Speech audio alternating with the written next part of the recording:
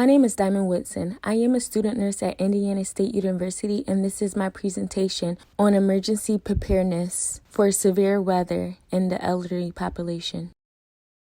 We have been experiencing increasing warm temperatures, which affect several factors of health, including severe weather events. This presentation was created to bring awareness of the impact of climate change on human health as a whole, with emphasis on the 65 and older population. It is my hope that this presentation will invoke planning to protect yourself and your loved ones from exposure.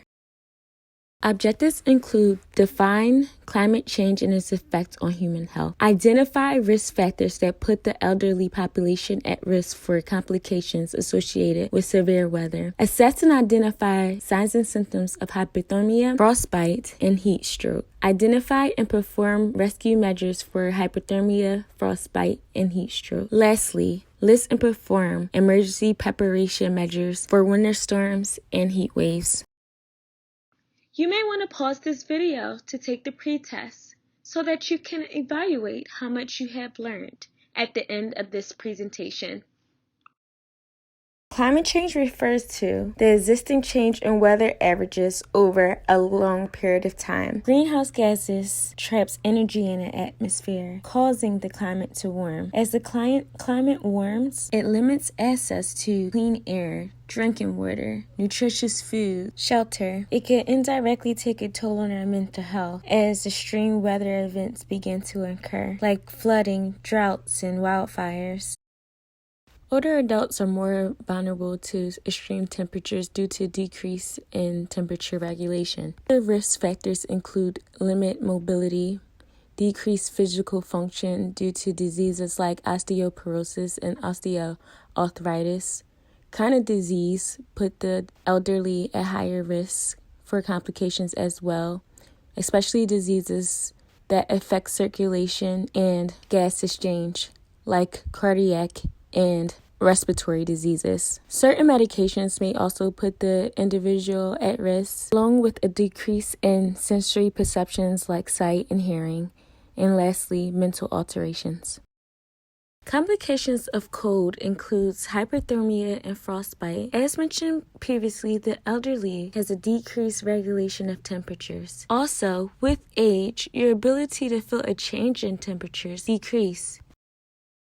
As an individual spends prolonged time in the cold, hyperthermia can form, which is a decrease in body temperature. This is significant because hyperthermia decreases the ability for oxygen to be released into the tissues. A temperature of below 95 degrees Fahrenheit is considered hypothermia. This is a medical emergency. Signs of hypothermia include shivering, exhaustion, or feeling very tired, fumbling of hands, loss of memory, confusion, drowsiness, and maybe even slurred words. If hypothermia is suspected, it is important to call 911 right away. As you wait for help, warm the individual by seeking warm shelter, getting rid of any wet or cold clothes. Warm the center of their body, chest, neck, head, or groin. You can use skin-to-skin contact under loose clothing or blanket. If there is an electric blanket available, that would be great to use. If the individual is conscious, you could try giving them a warm drink. This helps with increasing body temperatures. It is important to keep the body dry. Wrap the individual head and neck in a warm blanket. An individual with extreme hypothermia can be unconscious. If the individual has a pulse and is breathing, just handle the person gently and get emergency assistance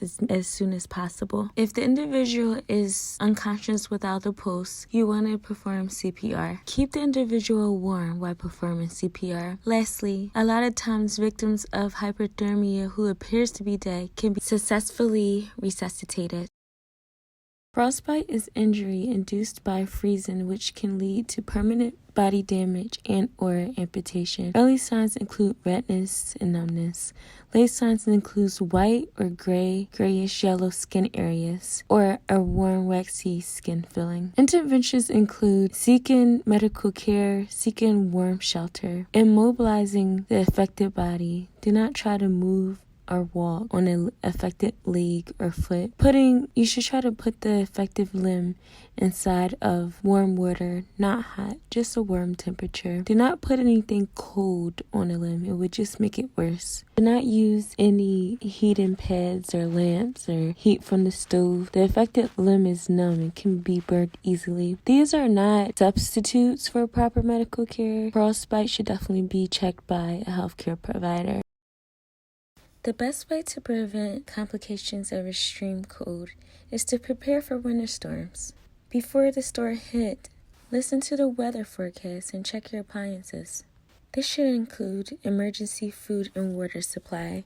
I will attach a link to the document below that provides guidelines for suitable food and water supply. Waterproof your house. Isolate any water lines that run outside of your house so that water supply will be unlikely to freeze. Also, isolate walls and attics. Weather strip doors and windows. Install storm and thermal panel windows or cover windows with plastic from inside. Repair any roof leaks and cut any trees that can fall on your house during the storm. Have your chimney inspected if you plan to use your fireplace. Install a smoke detector and a battery-operated carbon dioxide detector. Most important for older adults, 65 years and older, place an easy-to-read thermostat in the door. It should be located where it can be seen. Check the temperature of the home often during winter months. For seniors, you should get your car ready as well. Have your car inspected every fall, as recommended by your manufacturer. Also, create an emergency car kit. I will attach a link below that provides a list of items you may need in your basic disaster supply kit. However, if you can, stay indoors. Complications of extreme heat include heat stroke, heat exhaustion, heat cramps, sunburn, and heat rash. I'm going to focus on heat stroke because it is the most serious. Additional information on the other heat-related complications will be attached to the document below. Heat stroke is caused by overheating due to prolonged exposure to extremely hot temperatures or physical exertion at extremely high temperatures. Most serious heat stroke are associated with temperatures above 104 degrees Fahrenheit. Signs and symptoms include hot, red, dry, and damp skin, bounding pulse, headaches, dizziness, nausea, confusion, and maybe a loss of consciousness. Primary intervention is to call 911 right away. Meanwhile, you should move the patient to a cool spot. This will help lower the patient's temperature. Do not give an individual who may be experiencing a heat stroke water. This sounds like a good idea, however, the individual is likely to have alterations in consciousness which can cause aspiration. You can, however, apply cool clothing to the individual or give him or her a bath. Older adults are more likely to have chronic diseases that can change normal body response to heat. Also, they are more likely to be on medication that can affect the body's ability to control temperatures or sweat. This is why it's very important just to stay prepared for extreme heat. You could do this by staying in an air-conditioned building. If you do not have air at home, you can contact your local health department or locate an air-conditioned shelter near you. It is important not to rely on fan as a main source of cooling when it's extremely hot outside. Drink more water than usual. Do not wait for dehydration or thirst. Drink more than 8 glasses a day. If you or a loved one is on fluid restrictions, please contact your doctor and see how much water you should drink in hot weather. Do not use the stove or oven. It would just make your house hotter. Wear loose and light clothing. This will help you to stay cool. Take cold showers or baths to help you cool down. Get plenty of rest and stay away from strenuous activity to help you cool. It is important to stay updated on health and safety from your local news. The best prevention of all is combating climate change. You can find ways you can make a difference in the document I attached below.